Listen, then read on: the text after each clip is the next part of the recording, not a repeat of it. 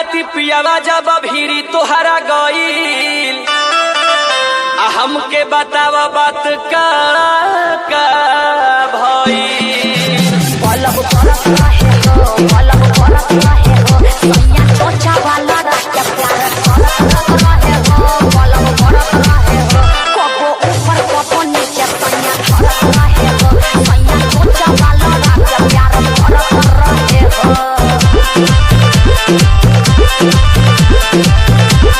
Kalika studio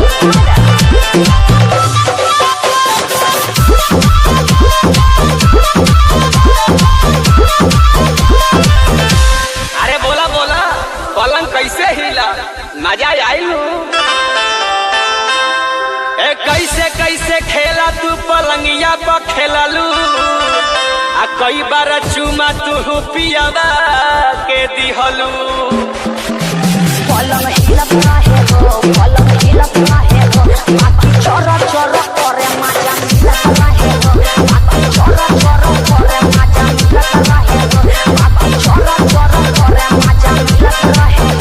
पलंग परत रहे हो, पलंग परत रहे हो, पलंग परत रहे हो, सैया चोचा वाला राजा प्यार करत रहे हो, सैया चोचा वाला राजा प्यार करत रहे हो।